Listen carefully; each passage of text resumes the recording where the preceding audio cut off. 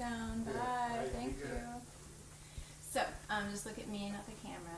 So if you want to start by saying your real name and spelling it, and then telling us your stage name. Okay. My name is Brandy Nicole Fortuné. Just spell your last name. Fortune. Accent mark over the E. A lot of people forget that. And y'all may know me as Allie baby. So tell us where you grew up and about music in your family, musicians in your family, if there are any. I grew up in New Orleans East my whole life, and honestly, I am the only musician in my family. Kind of been the oddball in the family because it was always this little bratty little girl running around quoting everybody's lyrics, I had this bizarre obsession with the group TLC, and that's when that tomboy phase crept in, walking around the house, baggy clothes on. Everybody just tapping my mama like, what's going on with her? Oh, she into that TLC.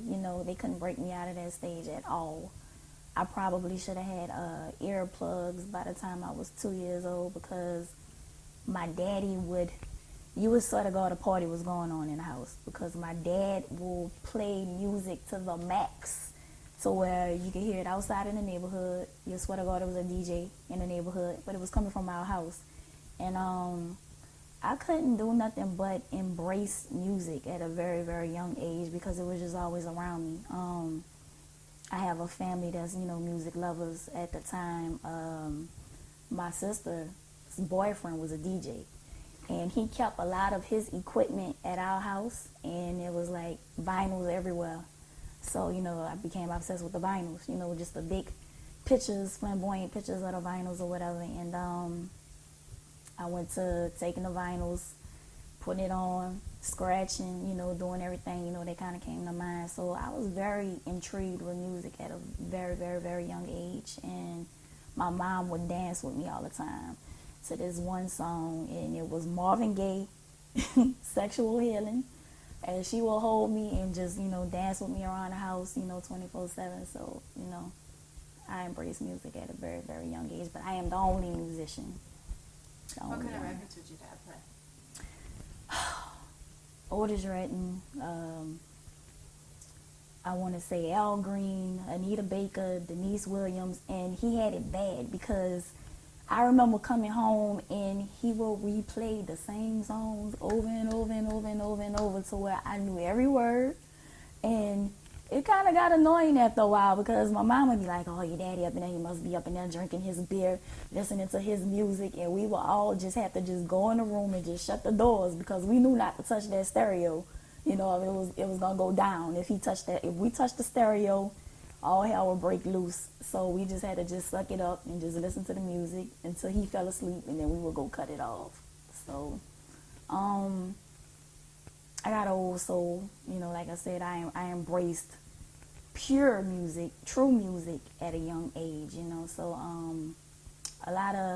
think a lot of artists, they really didn't grasp that kind of music that young, because they didn't understand it. But I was always around it, so I understood it, and I appreciate it today. So I'm grateful he played those records back to back. I learned my history, so.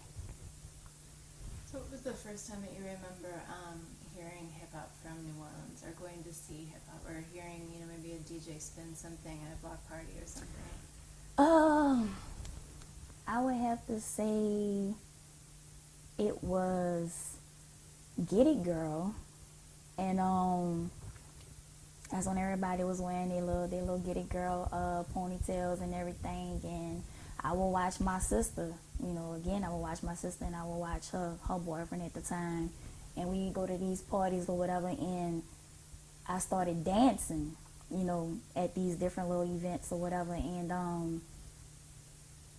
around that time, it was like a lot of talent shows going on as well, high school talent shows.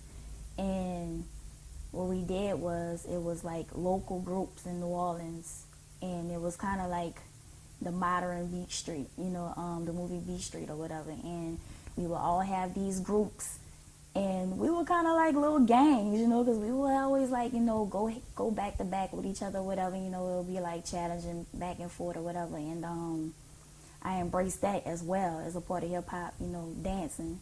So I fell in love with that. But the first time I actually, you know, picked up a mic, I was in the 7th grade.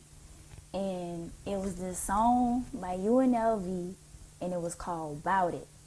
And I went in the gym. We had this event called Blue and Gold Day at St. Mary's. I went to St. Mary's. And every classification got a chance to like display their talent for their particular grade at the time.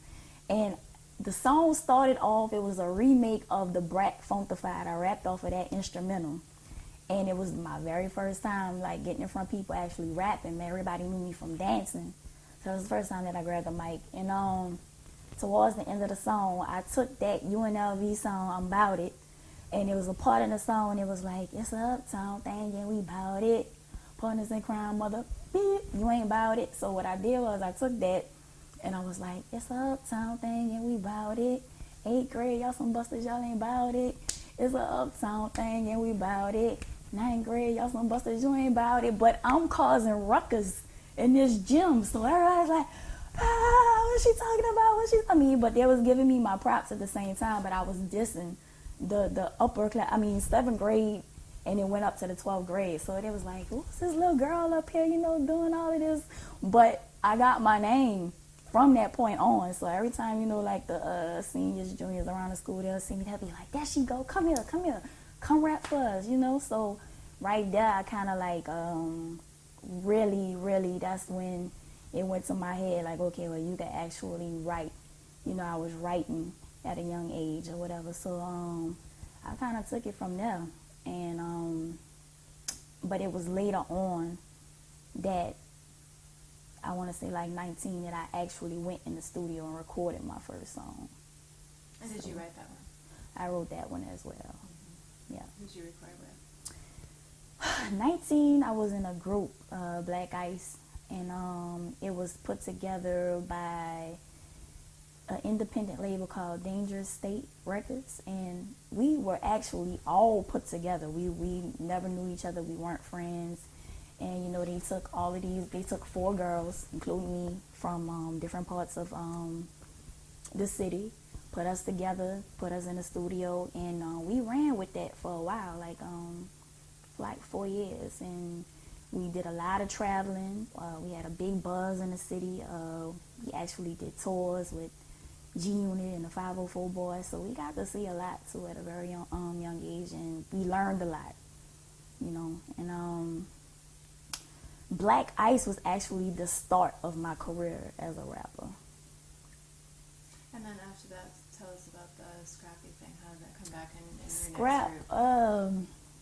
Through Black Ice, we had a show and we opened for Lil Scrappy, and the whole group basically, we had a relationship with Scrap after that because he basically gave us our props after he saw us perform, you know. So, you know, he had a relationship with our manager, he had a relationship with us. And when everything went left field with the group, when I left the group, I was the first one to leave Black Ice. He was the first person that I reached out to. I'm like, you know, I'm by myself, you know, I'm just trying to find a situation. Can you help me out? And he was just like, oh, yeah, well, we on tour. Pack your things, I'll book you a flight. And I was just like, okay, just like that? He was like, yeah, just like that. So I packed my things, still young at the time, told my mom and them what was going on. And he was just like, you just make sure you call us and you let us know where we at, blah, blah, blah, blah, blah, blah, blah. I'm like, okay, cool. So I get out there, and I think the first show was in New York. And he gave me a mic on the spot. You know, I wasn't familiar with his set, you know, his stage, all of the songs, none of that, you know, but he gave me a microphone. He was like, come on, you coming on stage with us. So I just kind of like went along with everything that was going on, and he put me on the spot again in a big ass arena, and it was like, you know, we got Allie out here, she gonna spit something for y'all. And they turned the music off, and I spit a cappella in a big arena, and it had to be at least 20,000 people up in there. But I was scared, but I killed it. And it was something to brag about the next day. You know, I kind of surprised myself. So Scrap came through my situation with Black Ice, and I stayed with Scrap, I think, I want to say 3.5 years. So, And then Drummer Boy. So how did all that come about? And what songs from that era, are you most proud of, if it was? Songs from that, well, I actually put out a project called Preseason around that time, and it was hosted by DJ Drama. He had the series Gangsta Girls at the time, and at that time it was the biggest mixtape series that you could get hosting from. So I did that around that time.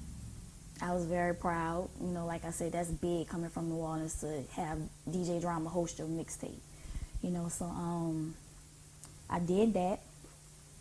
Drummer Boy, a situation leading to another situation, is kind of just like the Black Ice story. I met Drummer Boy through Scrappy, and that came about. We was all in Memphis at the time. Drummer wasn't as big as he is today, but he was out there.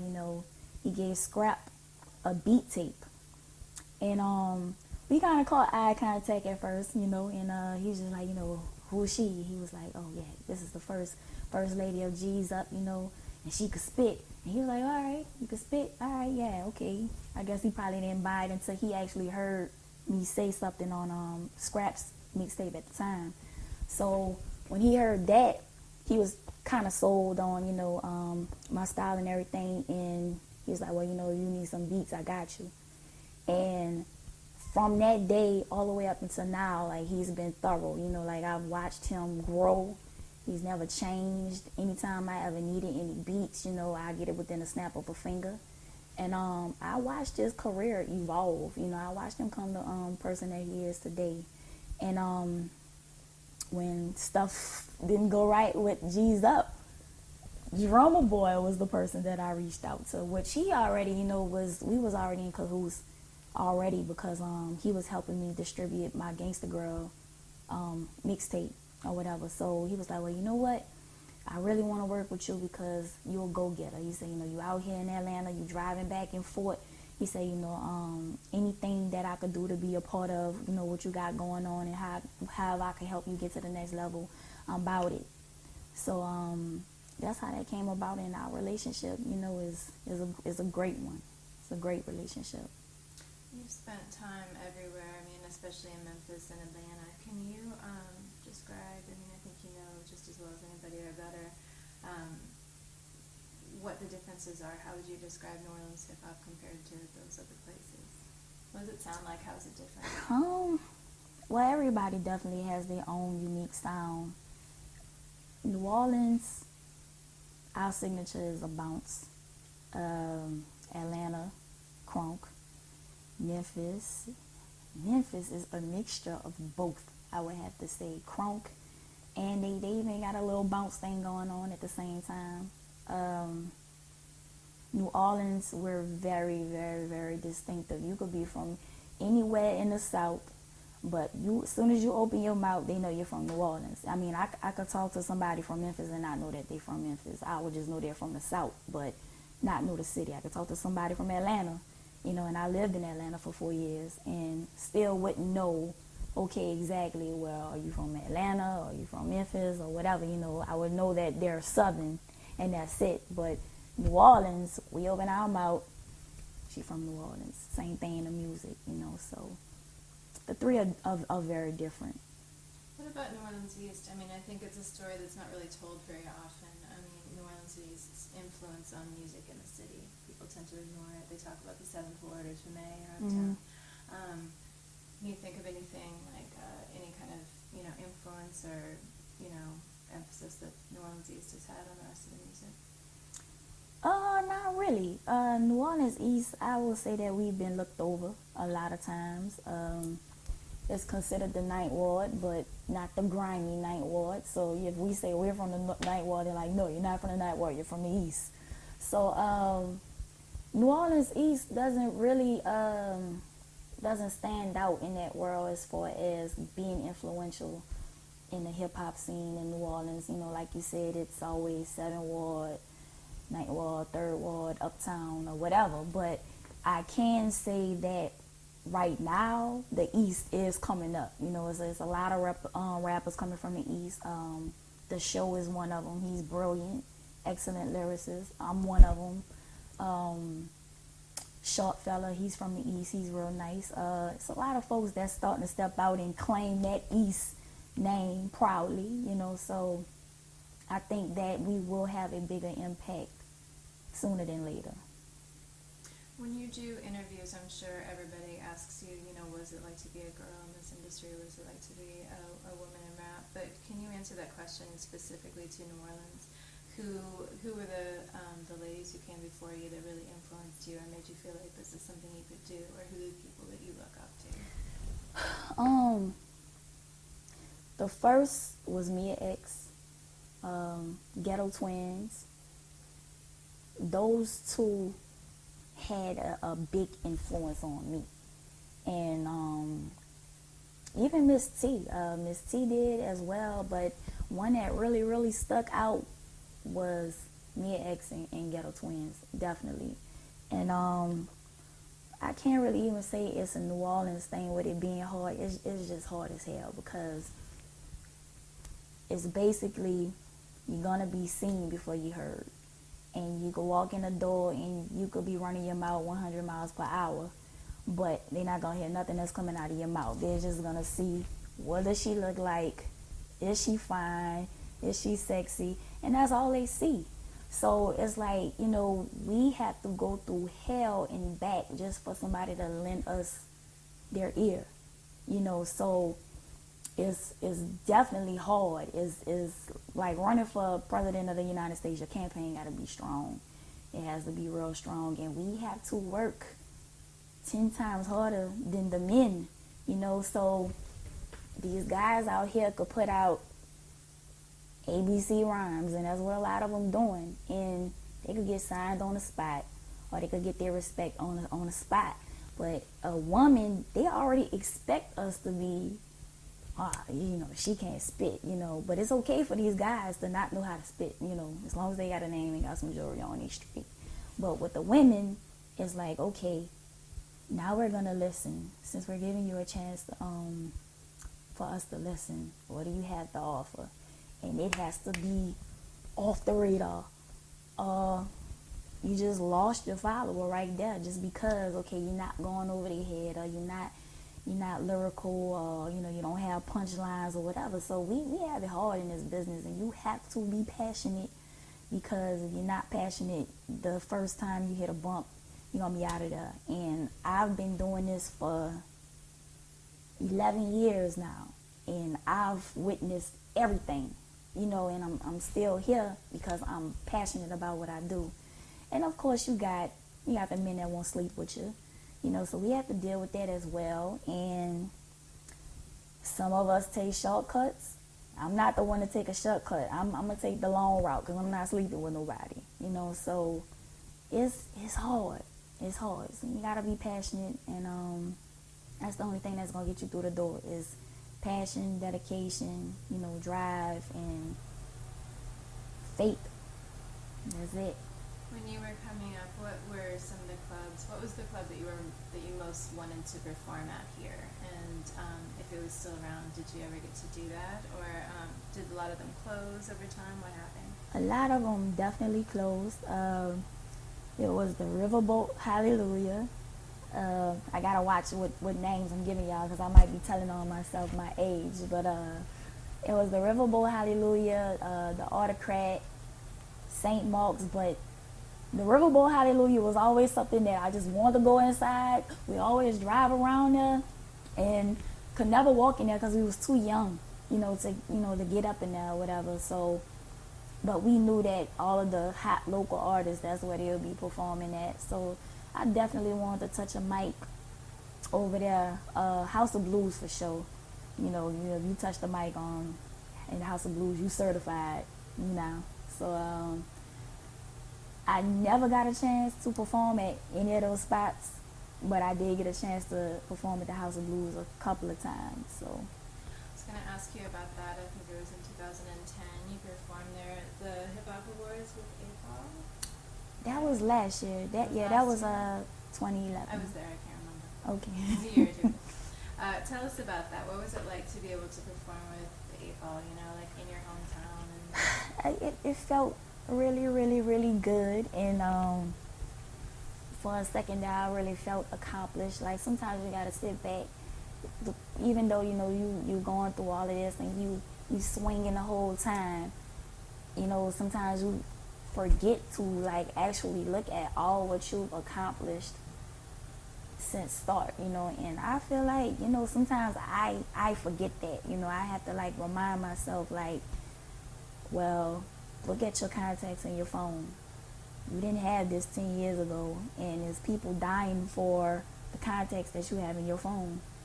8 Ball was a person that I was able to call and say, well, hey, you know, we had a song on my mixtape at that time, and I was like, do you think that you could come to the city and just perform with me? I'm like, what do I have to do to get you here? And even if it was just for 5 minutes on stage, I just wanted to show my city, look, I'm working. You know, I just wanted to make a big impression that particular night, you know. And 8 Ball is legendary, you know, so who else to call other than 8 Ball out your phone? So he was like, all right, I got you. You know, I flew him in, and he came on stage, and we're still talking about it a year later. So It's really good. I was happy about that. Your work in films. Tell us about, especially Keeper the Flame, since it's New Orleans. But tell us about how all that started. Whew. My start in acting was actually in 2003, and it was through Cain and Abel with Most Wanted Films, and you know I started off with real small roles, cameos or whatnot. With Keeper of the Flame, the director was actually a fan of my music, and he reached out through different people to get a hold of me. You know, we talked. He basically told me what the project was about, and I showed interest right away because it was a topic that has never been touched. You know, a lot of folks don't know too much about the Mardi Gras Indians, including us from New Orleans. You know, we look at it like it's just part of the parades or, you know, whatever, you know, don't really know the meaning behind that heritage or whatever. So, you know, when he told me about it, I was like, you know, I'm game. He's like, well, you know, it's a short film, you know, he's a college student. And I was like, look, no problems, you know, I want to do it, you know, I want to be a part of it. So he gave me the script. I came back from Atlanta, you know, to film it. I believe it might have been like, we shot it in a week. And the film is beautiful. I think the film is really beautiful. And like I said, it touches on a subject that hasn't been touched, you know, as far as New Orleans goes. So I was happy to be a part of that. Just today, I think today or yesterday, D1 had, you know, given an interview with MTV and named you as one of his, you know, favorite underground rappers. So that's got to be a good feeling. How did that feel? I mean, to be recognized like that in such a, you know, you've been in this industry for a long time, but and you've been recognized the whole time. But it's nice to stay relevant, and it's nice to have people recognize you after X amount of years in the game. That really shocked me. I got a tweet today, and I really just thought it was just spam or, you know, people just tagging me to what they have going on. So I really wasn't even about to open it, but, you know, I looked at it and I was just like, oh, okay, you know, that really surprised me. That was something that I didn't know about D. You know, D's really busy right now. He has a lot going for him, and I never knew I was one of those artists, you know, that he found, you know, to be one of his favorites or inspirational or whatever the case may be, but it shocked me. So I was definitely happy about that. So I woke up on the good side of the bed today, because that was the first thing I saw. And I know it's sad, you know, I reached for the phone and I looked at my Twitter. That was the first thing I did today, but, you know, they got me going today. So shout out D1. Is there anything else that we haven't talked about that you want to talk about before I go into your songwriting process? I want to ask you a question about that. But anything else about anything else to this point? I think you touched on everything that I wanted to elaborate on. Tell us about your songwriting process. So when you're writing a song, what do you do first? Do you look for certain beats? Obviously, you work with certain people, but certain kinds of beats that you gravitate toward. And when you do you get a beat first and then you write to it? Do you have an idea in mind, a theme that you want to put to music? How does it all work? My songwriting process really goes off of how I'm feeling. As far as beats are concerned, the beat has to tell a story. I'm not too fond of the beats that's just boom, boom, clap the whole time, or just the 808s, everywhere or whatever. I like real melodic tracks, like I said, almost sound like theme music, more than just, like I said, just beating on. A long time ago, I used to actually write without the beat. Now my approach is I listen to the beat, and it basically has to say what I'm feeling at the time. I can't go in the studio and somebody gives me a beat and like, hey, spit on this, and it could be like a party anthem, and I'm like, I'm not feeling like that today, So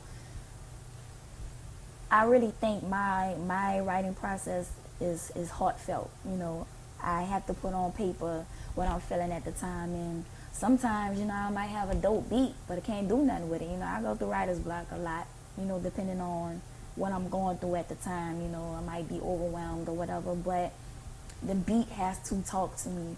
I can't lie, I'm very picky when it comes to beats. I have a beat email that I actually put out there publicly, if any, up and coming producers want to submit any beats or whatever, I'm open to that. I just don't work with one producer, So if the beat speaks to me, then I definitely put it on the side, and a lot of them I'll come back to them if I feel like, okay, well, today I'm feeling lousy. Where's that beat I pulled up last week? Because I think that this will help me express my pain today, So that's basically it.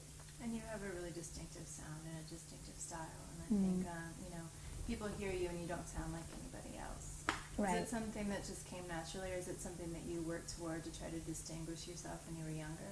I think a lot of that comes from my voice. A lot of people say I have a distinctive voice, which it's been here for a long time. I can't get rid of it. I think it's more voice opposed to style. Is definitely my voice. So as long as I have this voice, I always stand out. Okay. Yep. That's all I got. Thank you, ma'am. Appreciate it.